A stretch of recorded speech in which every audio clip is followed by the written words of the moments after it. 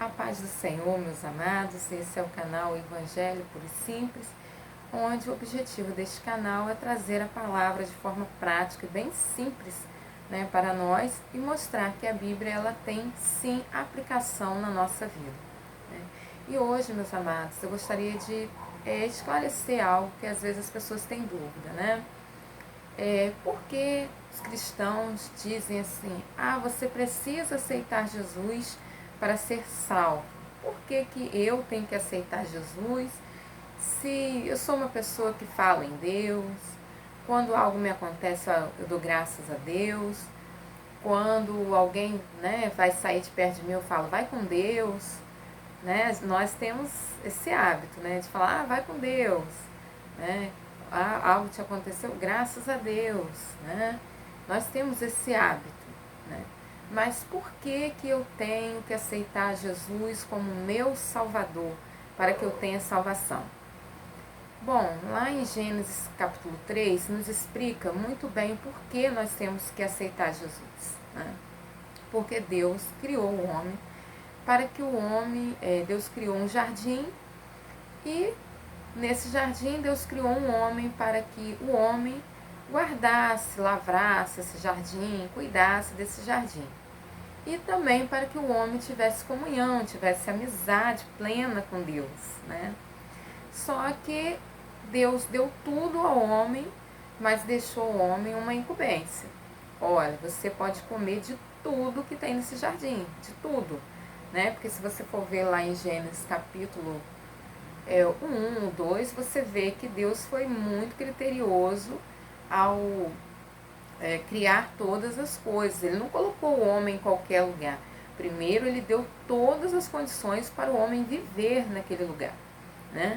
Só que a única coisa que Deus pediu é que esse homem não comesse da árvore, que é chamada árvore da ciência, a árvore do bem e do mal. E explicou ao homem por que isso iria, se ele comesse dessa árvore, o que iria acontecer, que ele iria morrer. E Deus explicou isso ao homem e deixou claro para o homem que o homem iria morrer. Então eu vou explicar que tipo de morte é essa.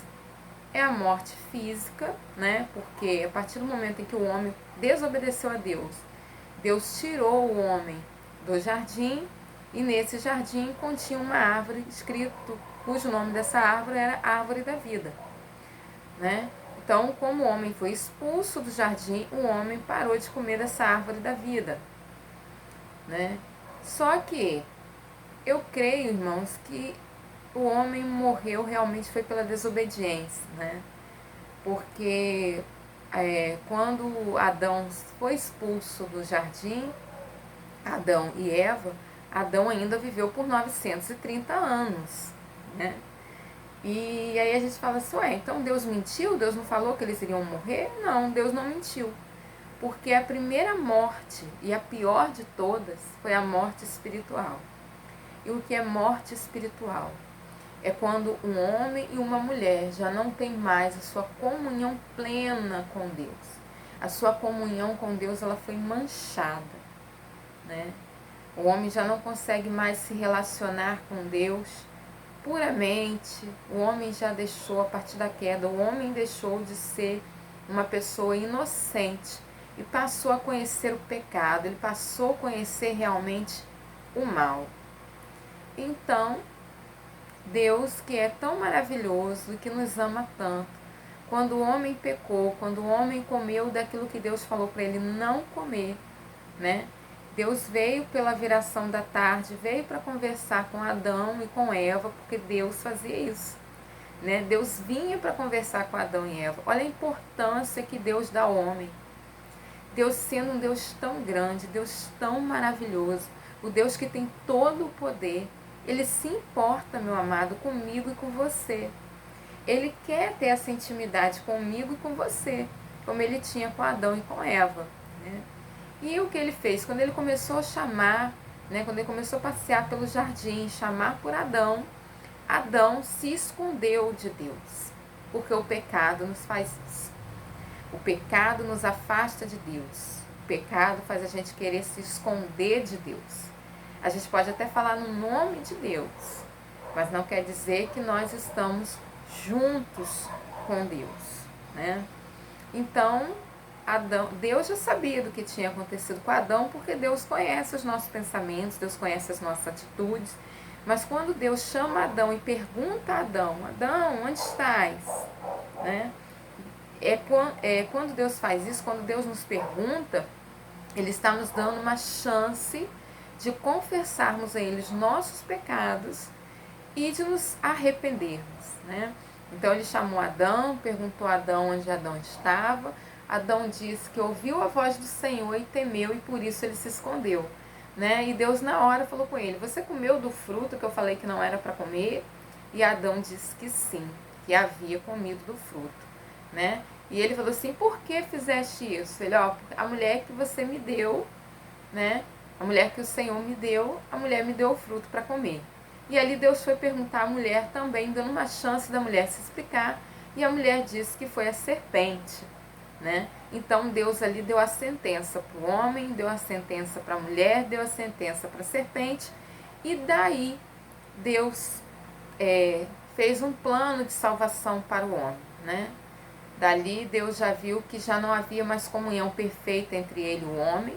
A prova disso é que depois que Deus tirou o homem e a mulher do jardim, Deus continuou a falar com eles, né? A gente vê lá quando Deus falou com Caim, né, que o pecado já estava batendo na porta de Caim e que se Caim não vigiasse, ele iria cair naquele pecado. E foi o que aconteceu. Caim, ao invés de se consertar com Deus, ele preferiu continuar odiando seu irmão e matou o seu irmão. E quando Deus foi falar com ele, foi dar a ele uma chance, ele não se arrependeu dos seus pecados. Ao contrário, né? Ele ainda falou com Deus, por um acaso sou eu guardador do meu irmão? E Deus falou com ele, Deus provou que sabia, né, o que tinha acontecido, porque Deus falou com ele, Caim, o sangue do seu irmão grita da terra, né? Então nós vemos que Deus sabe todas as coisas e Deus quer ter intimidade plena e comunhão com o homem. E isso só é possível mediante a morte vicária de Cristo. Porque Deus, para que o homem até que ele enviasse o seu filho, Deus fez o que? Deus matou um animal, dessa pele de animal cobriu Adão e Eva. Isso aí é um símbolo do que Cristo faria, que através da morte vicária de Cristo, nós seríamos perdoados dos nossos pecados e teríamos comunhão plena com Deus, né? Então o próprio Jesus falou isso lá em João capítulo 14, versículo 6, quando ele disse aos discípulos que ele iria para o Pai, né? E que não era para os discípulos ficar tristes, que ele iria, mas que ele não deixaria eles só, né? Ele mandaria um consolador. E Tomé falou assim, Jesus, nós não sabemos para onde vais, né? E nem conhecemos o caminho. E Jesus falou assim, Filipe, eu sou o caminho. Ele é o caminho e a verdade e a vida. Ninguém vem ao Pai senão por mim. Se vós me conhecesses, conhecerias também ao Pai. A palavra de Deus também diz que Deus amou o mundo de tal maneira, em João capítulo 3, versículo 16, que entregou o seu único filho a morrer por nós, para que todo aquele que nele crê não pereça, mas tenha a vida eterna. Ou seja, meus amados, quando nós cremos em Jesus de todo o nosso coração, nós temos uma mudança de mente. Quando nós conhecemos a Jesus de todo o nosso coração, nós queremos viver realmente perto de Jesus. A ponto de que quando nós fazemos algo, nós nos sentimos, quando nós fazemos algo de errado, nós nos sentimos tristes porque sabemos que entristecemos ao Senhor. E aí você pode falar assim, Alessandra, isso aí que você está falando não é certo? Não. Tem tanta gente na igreja que está fazendo tanta coisa errada, que está jogando o evangelho no lixo. Concordo com você. Mas isso também faz parte da escritura. Deus conhece tão bem o homem que diz que haveria o trigo e haveria o joio. Ambos estariam juntos. E não poderia arrancar o joio antes da colheita, né? Juntamente com o trigo. Só que a palavra de Deus também diz que o trigo será recolhido para o celeiro de Cristo, e o joio será queimado como palha, e será levado para um lugar de ranger de dentes, de sofrimento eterno. A palavra também nos diz isso. Então, o que eu tenho que fazer eu reconheço sim que há muitos escândalos no meio evangélico que nos entristece, mas eu reconheço que Deus me chamou para ser a luz do mundo e o sal da terra. Eu reconheço também que Deus me chamou para ser trigo.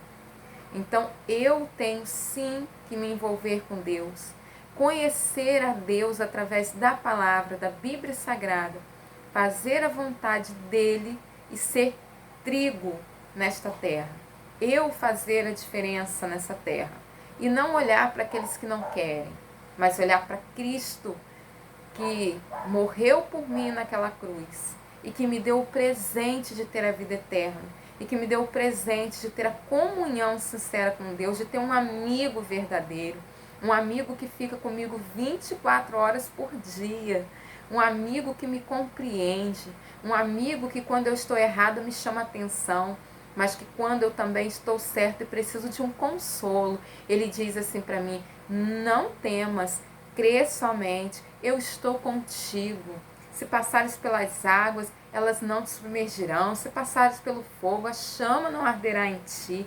É esse Deus, irmão, que eu quero que todos conheçam, tá? E eu vou ficando por aqui. Os irmãos podem ler lá em Gênesis 3,15, que vai entender bem melhor o que eu estou dizendo. Os irmãos podem meditar no livro de João, que vai entender o amor perfeito de Deus por mim e por você. Um amor que tem uma graça tão tremenda que faz como aquele homem que estava lá crucificado ao lado de Jesus. Eram dois ladrões, um estava escarnecendo de Jesus, mas aquele outro passou a vida inteira pecando, mas naquele último momento ele compreendeu quem era Jesus, e ele se entregou a Jesus, e Jesus falou com ele: olha, hoje mesmo estarás ali no paraíso comigo.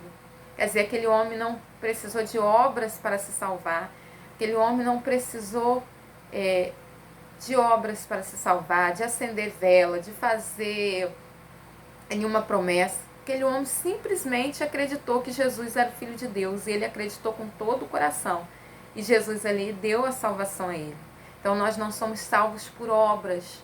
As nossas obras diante de Deus, eu posso fazer promessa, eu posso acender vela, eu posso andar de joelho. Irmãos, o que vai me salvar verdadeiramente é a minha fé no Filho de Deus. Saber que Ele é Deus e se entregou por mim, por amor de mim, para que eu tenha comunhão com Deus, para que eu tenha a mente de Deus. E se eu quero ter a mente de Deus, só tem uma forma: conhecendo a Jesus através dos evangelhos, através da palavra, porque o Antigo Testamento aponta para Jesus e o Novo Testamento é o cumprimento dessa profecia. Então, irmãos, se você gostou desse vídeo, compartilhe, porque o objetivo deste canal é que as pessoas conheçam a palavra de Deus de forma prática. Muitas pessoas não irão nunca colocar os pés numa igreja, muitos não irão abrir a Bíblia para ler, mas através desse trabalho, vidas podem ser alcançadas, e eu conto com a ajuda de vocês para isso. Que Deus nos abençoe, e eu agradeço por essa rica oportunidade que Deus me deu mais uma vez. Até a próxima, meus amados.